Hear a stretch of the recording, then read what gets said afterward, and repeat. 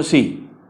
प्रभु का धन्यवाद हो कि फिर से उसने हमें एक नए हफ्ते में प्रवेश करवाया है और हम अपने पहला पत्रस के अध्ययन को जारी रख पा रहे हैं। जैसे कि पिछली बार हम 3 अध्याय में प्रवेश कर चुके हैं और उसके हमने 1 से 7 पद पर ध्यान दिया है। यदि आप पिछले अध्ययनों को देखते आ रहे हैं तो हम ये देख रहे हैं कि पत्रस एक विश्वासी को, जो एक यात्री है, जो एक यात्रा पर निकला है, जिसको वो परदेसी कह रहा है, उसका इस संसार में रहते समय उसका स्वभाव कैसा होना चाहिए उसके विषय पर ध्यान दे रहा है।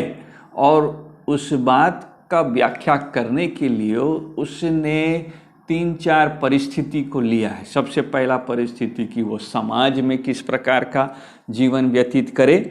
हम उसके बारे में 2 अध्याय के 13 पद से 17 पद पर देख सकते हैं। फिर उसके काम करने के जगह में वो किस प्रकार का काम करेगा, किस तरह से अपनी सेवकाई को देगा, इसको हम देखे हैं 18 पद से 25 पद तक में। और 3 अध्याय के 1 से 7 पद में वो उसका पारिवारिक जीवन किस प्रकार का होगा, इस विषय को हमने पिछली बार देखा था। हमने देखा था कि एक मसीही परिवार कैसा होना चाहिए और एक अन्य जाति पति के साथ और कैसे रहना होगा एक पत्नी को, और एक पति को अपनी पत्नी का किस प्रकार से प्रेम करना है, उसको उसने समझाया है। आज हम 8 पद से 12 पद को पढ़ेंगे, परंतु संभवतः हम केवल 8 और 9 पद पर ही ध्यान दे पाएंगे। और पत्रस तीसरे अध्याय, पहला पत्रस 3 अध्याय के 8 पद में कहता है कि निदान सबके सब एक मन और कृपामय और भाईचारे की प्रीति रखने वाले और करुणामय और नम्र बनो। बुराई के बदले बुराई मत करो और न गाली के बदले गाली दो, पर इसके विपरीत आशीष ही दो, क्योंकि तुम आशीष के वारिस होने के लिए बुलाए गए हो। क्योंकि जो कोई जीवन की इच्छा रखता है और अच्छे दिन देखना चाहता है, वह अपनी जीभ को बुराई से और अपने होठों को छल की बातें करने से रोके रहे।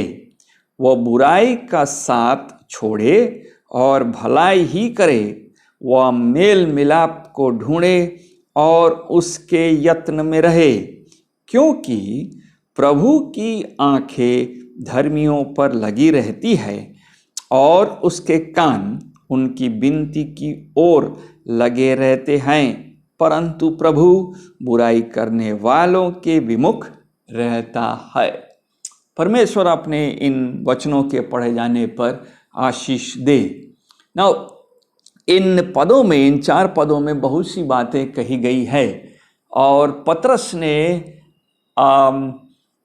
इस अनुच्छेद में यह ध्यान दिया है कि इन परदेशी जो तितर बितर हैं, जो इस संसार में जी रहे हैं, परंतु एक यात्रा में निकले हैं, एक आत्मिक यात्रा है और प्रभु के पास जाना है, और जब तक वो पृथ्वी पर रखा है उनको, तो उसको कैसे रहना है इसके बारे पे ध्यान दे रहा है। और ध्यान देते समय उसने 3 जगहों का बात बता दिया है कि उनका जीवन समाज में कैसा होना चाहिए, कार्य के क्षेत्र में, वर्क प्लेस में किस प्रकार का होना चाहिए, विवाह उनका कैसा होना चाहिए। और इन सब चीज़ों को अब वह उसका निचोड़ निकल रहा है, निचोड़ निकालते हुए या समअप कर रहा है, और निचोड़ निकाल करके 8वां पद आरंभ करता है निदान। नाउ जब निदान शब्द हम पढ़ते हैं तो इसका माने नहीं है कि वह इस पत्री को अंत कर रहा है, बल्कि इस विषय पर जिसका उसने ध्यान देना आरंभ किया है कि 13 पद से वास्तव में 11 पद से 2 अध्याय 11 पद से जिस विषय पर ध्यान देना आरंभ किया है कि इन यात्रियों को परदेशी और यात्री जान करके सांसारिक अभिलाषाओं से जो आत्मा से युद्ध करती है बचे रहें, तो वो बचे रहने के सिलसिले को उसको समअप कर रहा है, उसको क्लोजर दे रहा है और यहाँ पर वो उन बातों का निचोड़ दे रहा है। नंबर 1, उसमें 5 बातें हैं 8वें पद में हम देखते हैं और बहुत सरलता से वो उन्हीं बातों को दोहरा रहा है जो उसने यीशु मसीह से सीखा है। नाउ कि जीवन में क्या मूल होना चाहिए। हर एक व्यक्ति एक अच्छा जीवन मांगता है और अपने जीवन में वह आराम खोजता है और स्वतंत्रता खोजता है और आनंद खोजता है, परंतु हर एक व्यक्ति उन आधारों को स्वीकार नहीं करना चाहता है जिसको बाइबल समझती है या बाइबल सिखाती है कि इन्हीं से आनंद मिलेगा। यदि हम बाइबल में ही देखेंगे तो हमको सुलेमान राजा को स्मरण आता है, जिसको बहुत बुद्धि दिया गया था, बहुत वैभव दिया गया था, बहुत धन दिया गया था और इतना सब कुछ था कि लोग उसके दरबार में जब आते थे तो अचंभित होते थे उसके ज्ञान की बातों को सुन करके, उसके धन को देख करके, या इतना कि उसके वैभव और उसके पूरे राज्य के बढ़ोतरी को देख करके वे कहना चाहिए उनका मुंह बंद हो जाता था, हक्का बक्का रह जाते थे। जिसको जैसे शिबा की रानी के बारे में दूसरे इतिहास के 9 अध्याय का 3 और 4 पद में लिखा है कि वो उस चकाचौंध देख करके वो अंग्रेजी में ब्रेथलेस लिखा है, उसका सांस मानो अटक जाता है। परंतु यही सुलेमान जब हम सभोपदेशक में पढ़ते हैं, उसके 2 अध्याय के 17 पद में पढ़ते हैं, तो वहाँ वो बताता है कि वो उन सारे चीज़ों को करने के बाद, सारे चीज़ों को देखने के बाद अपने जीवन में ये पाता है कि सब कुछ व्यर्थ ही है। 17 पद बताता है, देखिए वहाँ लिखा है, बुद्धिमान क्यों कर मूर्ख के समान मरता है, इसलिए मैंने अपने जीवन से घृणा की, क्योंकि जो काम संसार में किया जाता है मुझे बुरा मालूम हुआ, क्योंकि सब कुछ व्यर्थ और वायु को पकड़ना है। सब धन इकट्ठा करने के बाद, बुद्धि होने के बाद, उतना वैभवशाली जीवन जीने के बाद सुलेमान लिख रहा है कि मैं इन सारे चीज़ों को व्यर्थ देखता हूँ, वायु को पकड़ने के समान है। और जब हम 1 अध्याय के 12 पद को पढ़ते हैं तो वो लिखता है कि मैंने अपना मन लगाया कि जो कुछ सूर्य के नीचे किया जाता उसके भेद बुद्धि से सोच कर मालूम करूं। यह बड़े दुख का काम है जो परमेश्वर ने मनुष्यों के लिए ठहराया है कि वे उसमें लगे। मैंने उन सब कामों को देखा जो सूर्य के नीचे किए जाते हैं, देखो वे सब व्यर्थ और मानो वायु को पकड़ना है। सो सुलेमान यह स्पष्ट कर देता है कि सामान और वस्तुओं का जमा कर पाना मनुष्य को आनंद नहीं देता है। उसकी संतुष्टि वस्तु में वास्तव में नहीं बसा है। इसलिए पतरस जब निदान शब्द प्रयोग कर रहा है तो वह निचोड़ बताता है कि विश्वासियों के लिए उनका आनंद, उनका संतुष्टि किस बात पर है।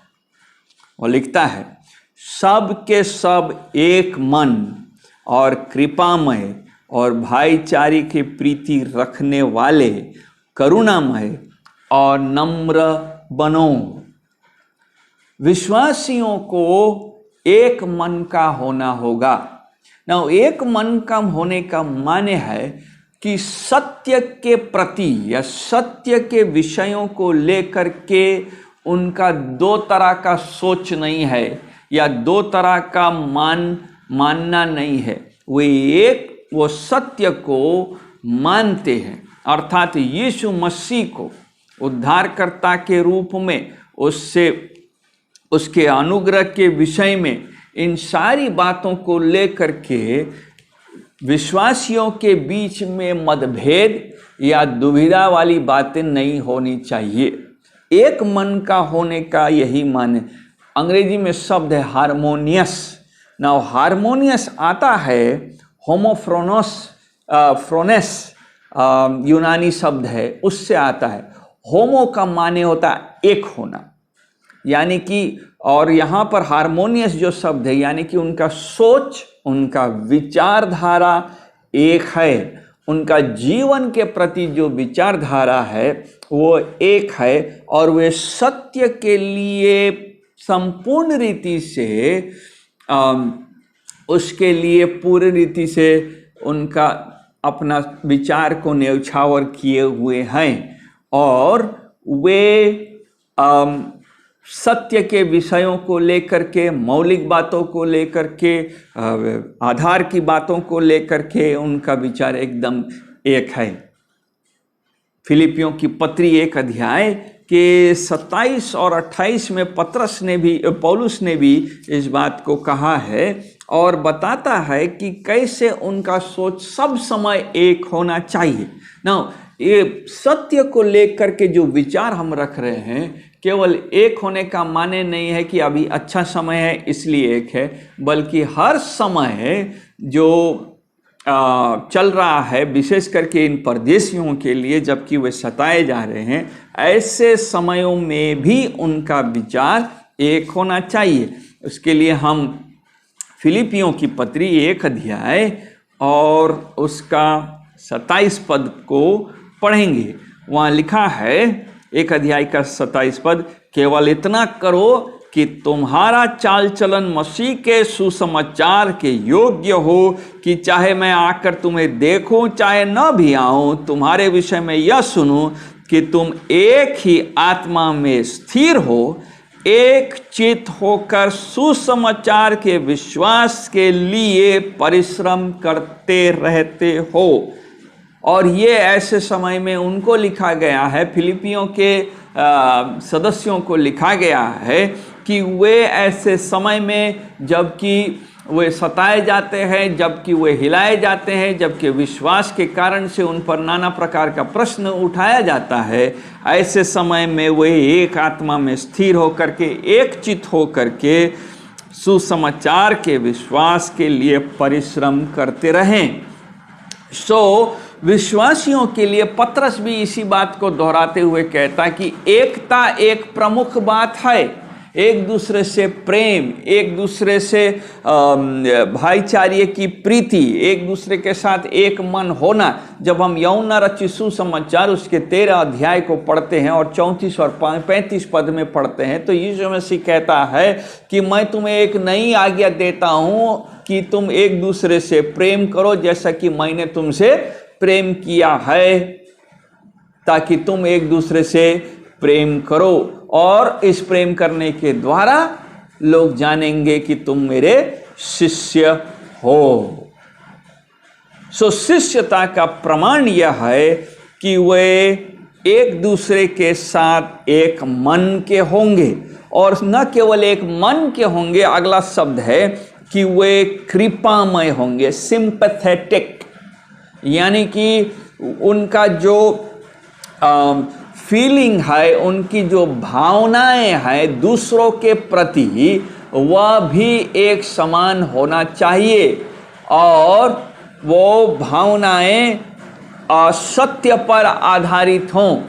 यह नहीं कि क्योंकि वे अन्य जाति हैं तो उनके लिए हमारा विचार अलग होगा, हम इंडिफरेंट होंगे, हमको कोई फर्क नहीं पड़ता। नहीं, वहाँ लिखा है कृपामय। कृपा उन सब पर दिखाना है, चाहे वे विश्वासी हों चाहे वे अविश्वासी हों। मत्ती रचित सुसमाचार 25 अध्याय में यीशु मसीह ने उनको सिखाया। लेकिन इसके अलावा हम याकूब की पत्री उसका 1 अध्याय, याकूब उसका 1 अध्याय के 27 पद को पढ़ते हैं, और वहाँ याकूब लिखता है,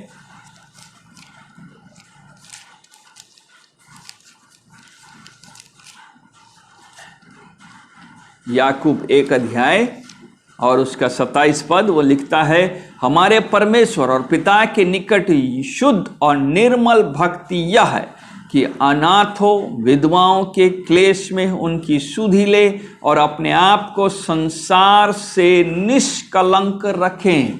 वहाँ वो कहता है कि कैसे विश्वासी कृपामय होगा, कैसे उसकी दृष्टिकोण, कैसा उसका सोच अन्य जातियों के लिए होना चाहिए। कई बार विश्वासियों का सोच अन्य जातियों के लिए अलग होता है कि ज़्यादा फर्क नहीं पड़ता है, समझते सब कुछ है, देखते सब कुछ है, लेकिन क्योंकि वे अविश्वासी हैं इसलिए उनके अंदर में इस अविश्वासी भाई बहन के प्रति दर्द या कृपा नहीं उठता है। ये सही भावना नहीं है, बल्कि विश्वासियों के अंदर में सबके लिए कृपा होना चाहिए। इन दिनों में जब हम इस बीमारी से होकर के गुजर रहे हैं, वायरस का समय चल रहा है, तो कलीसिया ने, परमेश्वर का धन्यवाद हो, सामने आकर के लोगों को अपने प्रेम के द्वारा मसीह के प्रेम को फैलाया। उन्होंने वही किया जो यीशु मसीह ने उनको सिखाया है कि वे एक दूसरे के प्रति कृपा दिखाएं, कि वे एक दूसरे से प्रेम दिखाएं। और कलीसिया ने आगे बढ़ कर के चाहे मजदूरों को उनको भोजन प्रबंध कराना हो, उनके लिए आराम का जगह दिलाना हो, या मदद करना हो, चाहे फाइनेंशियली मदद करना हो या भोजन खिला करके, कलीसिया के सदस्यों ने, उसके अगुओं ने मिल कर के इस काम में हाथ बटाया। कितनों के पास यह संभव नहीं था, परंतु परमेश्वर ने जब उनको उपाय दिया तो वे आगे बढ़ कर के उन अन्य लोगों की मदद की। सो यह एक उदाहरण है जो यहाँ पर, जिससे हम सीख सकते हैं कि कृपामय होने का माने है कि हम कृपा सबके ऊपर करें। विश्वासी कृपा करता है और साथ में वह एक दूसरे के प्रति प्रेम रखता है। देखिए लिखा है, भाईचारे की प्रीति रखने वाले करुणामय और नम्र बनो।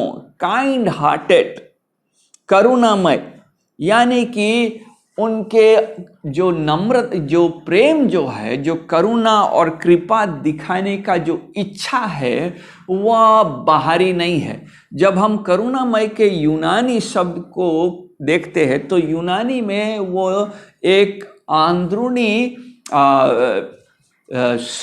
अंग का बोध करता है, जो बहुत अंदर में बसा हुआ है। कहने का तात्पर्य यह है कि करुणा जो शब्द है वह हमारे अंदर से उभर करके निकलता है, यानी कि वह हमारे उन विचारधाराओं में बसा हुआ है जिसको हम अपने जीवन के लिए रख छोड़े हैं। सो यदि परमेश्वर का, यीशु मसीह का सत्य हमारे अंदर बसा है, तो उस सत्य जो अंदर बसा है वही हमारे अंदर से करुणा को उत्पन्न करेगा, क्योंकि यीशु मसीह का करुणा हमने पहले महसूस किया है और क्योंकि उसने हमसे पहले करुणा किया है तो हम उस करुणा को अब दूसरों को दिखा सकते हैं। ये करुणा एक बाहरी दिखाने वाली भावना नहीं है। यदि हम केवल बाहरी रीति से समय के लिए थोड़ा सा मदद कर देते या थोड़ा दिखाते हैं कि हम बहुत करुणामय है, तो हम वास्तव में फरीसियों के समान है। करुणामय होने का माने है कि यह वह भावना है जो बिल्कुल एक विश्वासी के अंदर से उत्पन्न होता है। इफिसियों की पत्री के 4 अध्याय के 32 पद को जब हम पढ़ते हैं तो वहाँ पत्रस इस शब्द को लिख करके कहता है, एक दूसरे पर कृपाल और करुणामय हो, और जैसे परमेश्वर ने मसीह में तुम्हारे अपराध क्षमा किए, वैसे ही तुम भी एक दूसरे के अपराध क्षमा करो। सो करुणामय का सब समय एक अंदरूनी भावना के साथ, इनर फीलिंग के साथ ये शब्द जुड़ा हुआ है। और पौलुस ने करुणामय होने के साथ साथ क्षमा देने वाला को साथ में रखा है। लिखा, और जैसे परमेश्वर ने मसीह में तुम्हारे अपराध क्षमा किए, जैसे मसीह ने तुम पर करुणा किया है, वैसे ही तुम भी एक दूसरे के साथ, वैसे ही विश्वासी एक दूसरे के साथ करुणा दिखाए। और साथ में वो लिखता है, नम्र बनो, हम्बल। नम्रता कभी भी एक मसीही जीवन का में दिखावा का नहीं हो सकता, बल्कि नम्रता वह एक ऐसा गुण है जो मसीही जीवन का निचोड़ है। और बहुत मायनों में ये मसीही जीवन का प्रमुख भावना या प्रमुख केंद्र है एक मसीही जीवन का। उसके जीवन में नम्रता सब समय होना चाहिए। वो नम्र व्यक्ति अंदर से होना चाहिए, यानी कि उसके अंदर में ये करुणा दिखाने का, भलाई करने का, भाईचारे के प्रीति रखने का, ये बातें जो है ये उसके गहराई में बसा हुआ भावना होना चाहिए। जब हम याकूब की पत्री के 4 अध्याय के 6 पद को पढ़ते हैं, याकूब 4 अध्याय का 6 पद, तो याकूब वहाँ लिखता है कि वह तो और भी अनुग्रह देता है। इस कारण यह लिखा है कि परमेश्वर अभिमानियों से विरोध करता है, जो नम्र नहीं है अर्थात वो अभिमानी है, और अभिमानियों का परमेश्वर विरोध करता है, पर दीनों अर्थात नम्रों को वह पर अनुग्रह करता है। सो वचन स्पष्ट करता है कि मसीह जीवन के लिए नम्र होना एक बहुत महत्वपूर्ण भावना है, और यह एक बहुत महत्वपूर्ण विशेषता है। 9 पद पर आगे चलते हैं, और वहाँ लिखा है, बुराई के बदले बुराई मत करो, वरन क्या करो, और गाली के बदले गाली न दो, न गाली के बदले गाली दो, पर इसके विपरीत आशीष ही दो। 8वां पद हमको ले जाता है और हमको बताता है कि मेरे अंदर में, एक विश्वासी के अंदर में, पाठक के अंदर में कौन से स्वभाव नहीं होना चाहिए। 8वां पद बताता है कौन से गुण होनी चाहिए। 9 पद बताता है कौन सा गुण नहीं होना चाहिए। उसने यीशु मसीह का डायरेक्ट उदाहरण लिया और कहा है कि बुराई के बदले में बुराई बुराई मत करो। और यह बात हम बार बार यीशु मसीह के अपने जीवन से देख सकते हैं। अभी समय नहीं है, परंतु जब हम सुसमाचार को पढ़ते हैं, मत्ती रचित सुसमाचार में या लूका में, तब हम देखते हैं कि लोगों ने किस प्रकार से यीशु मसीह पर बुराई किया, उसकी निंदा की, उसको हर प्रकार से वो सताया, जलील किया गया, परंतु उसने पलटकर, यशाया बताता है, कभी भी पलटकर गाली नहीं दिया। और यही स्वभाव पतरस लिखता है कि वह विश्वासी में भी होना चाहिए। विश्वासी के जीवन में भी यही बात दिखनी चाहिए। और कई मामले में आप जब पहाड़ी उपदेश पढ़ेंगे, तो अभी समय नहीं है, परंतु आप अपने में पढ़ सकते हैं मत्ती 5 अध्याय के 38 से 45 पद में। तो वहाँ पर हम देखते हैं कि यीशु मसीह ने इसी विचार को, इसी विषय को वहाँ पर विस्तार से समझाया कि आँख के बदले आँख नहीं लेना, दांत के बदले दांत नहीं लेना, परंतु बुराई का बदला बुराई नहीं करके उससे, अपने पड़ोसी से प्रेम करना, इत्यादि बातों को।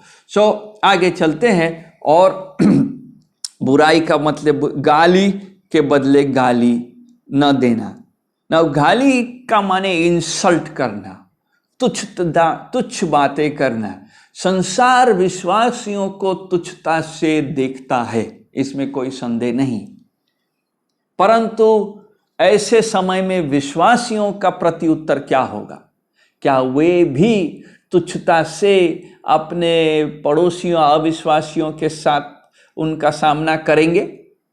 आजकल विश्वासियों के जीवन में और आजकल ऐसे विश्वासी मिलते हैं जो तुच्छता का सामना और पलटवार तुच्छता से करते हैं, और उनसे जब आप कहेंगे तो वो कई बार ये बताएंगे आप नहीं समझते हैं, अन्य जातियों के साथ ऐसा ही व्यवहार करना पड़ेगा, तभी आप इस संसार में रह पाएंगे, वरना आपके लिए बहुत कठिन होगा, निश्चय कठिन होगा। बाइबल बताती है कि हमारे लिए नम्र बन करके जीना, बुराई के बदले बुराई नहीं करना आसान नहीं है। वो तो यीशु मसीह के लिए भी था, परंतु बाइबल की यही आज्ञा है, इसलिए हमारा सही आधार होना बहुत आवश्यक है। और आधार हमको सिखाता है, सत्य की बातें यही सिखाती है कि बुराई के बदले हम बुराई नहीं करें, न गाली के बदले गाली दें। जब हम एंगेज करते हैं संसार के साथ, जब भिड़ते हैं, तो भिड़ने का माने है कि हम गाली के बदले न गाली दें, बल्कि गाली के बदले में क्या करेंगे? उनका विपरीत करेंगे, उनको आशीष ही दो, आशीष ही दो। कैसे आशीष दिया जा सकता है? जब कोई गाली देंगे तो क्या हम थैंक यू कहेंगे, या कहेंगे कोई बात नहीं, मेरे को कोई फर्क नहीं पड़ता? नहीं, बल्कि लिखा है कि हम आशीष दें ना। आशीष देने का 3-4 तरीका है। एक आशीष देने का तरीका है कि जो गाली देता है उससे हम प्रेम करते रहें।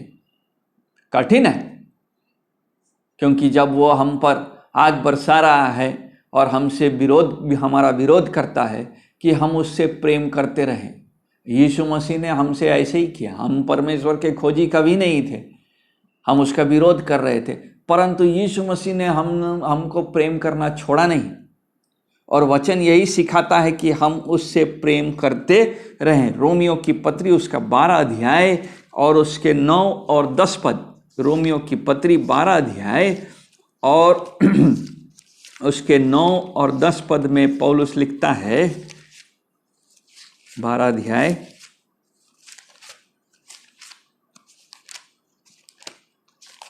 वहां वो बताता है 9 में, प्रेम निष्कपट हो, बुराई से घृणा करो, भलाई में लगे रहो।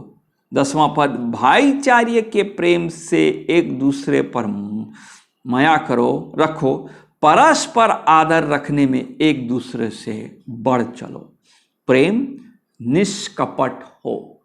हम जब दूसरों से प्रेम करेंगे, उनसे जब प्रेम करेंगे, विशेष करके जब जिन्होंने हमको गाली दिया है, तो उस प्रेम में छल नहीं होना चाहिए, उसमें दिखावा नहीं होना चाहिए, उसमें जाल बिछाने की क्षमता नहीं होनी चाहिए, बल्कि वह बिना कपट का, जैसे प्रभु ने हमसे प्रेम किया था, उस प्रकार का प्रेम हो। दूसरे तरीके से हम आशीष देते हैं, कैसे? हम उनके लिए प्रार्थना करते हैं। जो हमारे दुश्मन हैं उनके लिए हम प्रार्थना करते हैं। तीसरा, हम उनके लिए उनके उद्धार के लिए प्रार्थना करते हैं, और परमेश्वर को उनके जीवन के लिए धन्यवाद देते हैं। और सबसे मुख्य तरीका है आशीष देने का कि हम उनको मन से क्षमा करें।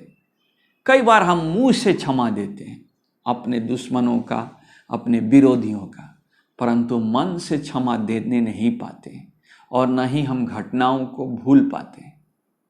घटनाओं को भूलना आसान नहीं होता, परंतु क्षमा देना ये आवश्यक है, क्योंकि बाइबल हमको क्षमा देने को की शिक्षा देती है। जब हम आखिरी पद देख करके अंत करेंगे, कुलुसियों की पत्री को पढ़ते हैं, तो 3 अध्याय के 13 पद में पौलुस लिखता है, देखिए 3 अध्याय, यदि किसी को किसी पर दोष देने का कोई कारण हो तो एक दूसरे की सह लो। और एक दूसरे के अपराध क्षमा करो।